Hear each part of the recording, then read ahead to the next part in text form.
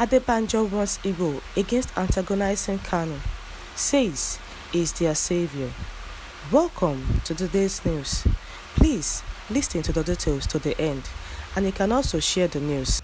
The leader of the Yoruba socio-cultural group, Afenifere, Pa Ayo Adebanjo, has advised Igbo leaders not to antagonize the leader of the indigenous people of Biafra, IPOB, Mazi Nnamdi Kanu.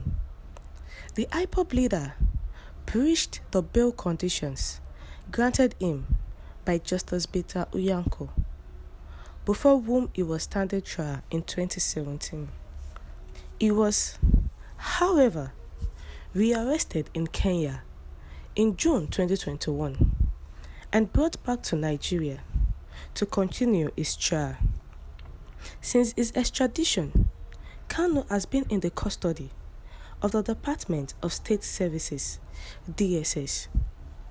The federal court on Monday, January 17, filed a fresh 15-count terrorism charge against him, thereby increasing the counts in the initial charge bordering on treasonable felony from 7 to 15. The 15-count amended charge marked FHC ABJ CR 383/2015 was signed by the Director of Public Prosecution DPP MB Abubakar.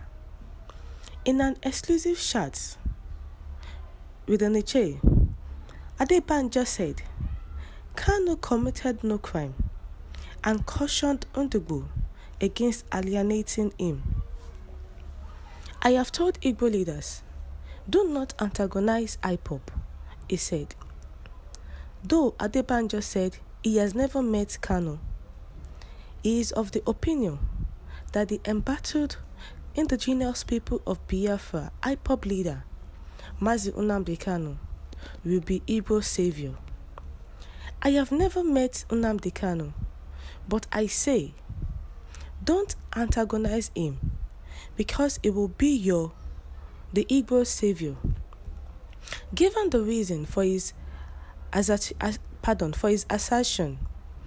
Adebanjo, who was a protege of the late sage Chief Obafemi Awolowo, said, but for Nnamdi Kanu, but for Sunday Igbo, restructuring won't be in the front burner of discussions in the country today. Both of them brought the issue to the front burner. The 93-year-old Yoruba leader regretted that just when the issue of restructuring was gathering momentum, a bait of who will be the president was thrown to the Igbo, and an otherwise proud, intelligent people with all their education are allowing those, he said, have only primary school education to dribble them. Adebanjo said, Ndugbo don't know the assets they have in IPOB. If IPOB can mobilize the people and say don't go out, and in spite of the position of the governors, no one goes out, this is significant. Adebanjo, who insisted that the issue of mobilization was important because it does not trust the Fulani, and said he is giving the same advice to the Yoruba. I don't trust any Fulani man, and as I told Governor Akeredolu, it is all right for you to pass a resolution, but before that, rally your people. No restructuring, no election. Go and mobilize. That is where your weapon lies. Don't fight them with violence, because the Fulani are all over the country. They are in your village and my village, and all of them are armed. They will run over you. But we have one weapon with which we can defeat them hands down, and that is civil disobedience. If we don't take part in this election, let Buhari go on. Some say that is a difficult thing, but I am happy they are saying it is difficult, not that it is impossible. If you cannot fight a difficult battle, then go and submit yourself to slavery. Adebanjo said it was wrong for Igbo leaders to beg President Muhammadu Buhari to release Nnamdi Kanu. When they did that, I said, oh my God, I was ashamed. And to imagine that Umbazolike Amechi led that delegation. Amechi was in the trenches with us when we were fighting against the colonialists. He was leading the NCNC youth group. We were in the action group.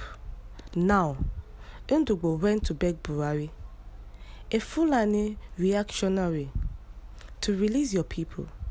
What have your people done? The 93-year-old Yoruba leader, Adebanjo, has told the Ndugbo worldwide that they should not antagonize the IPOB leader, Mazi Nnamdi Kanu. Mazi Nnamdi Kanu is their leader, is their savior. They should come together as one, making sure that everything works out fine in the southeast. And they should have it in mind that no restructuring, no election. If they cannot allow them restructure, they should not have any election. They should leave the election to Buhari. They should allow them do whatever they want to do. They should not take their eyes off what they are doing, which is agitation, IPOP agitation. 2023 election is by the way, and they are using that to stop them, to take their face off balance, off track. And if their motive is being taken away, then those Fulani will be able to come in and do whatever they want to do. So they should focus on the main thing. And it was so ashamed when the Ndugbo, the Igbos, went begging President Muhammadu Buhari for the release of Nnamdi Kanu. Why are they begging? Nnamdi Kanu has not done anything than agitate for a state of Biafra. And ever since then, he has been in the custody of the DSS. And now, his count charge has increased from 8 to 15.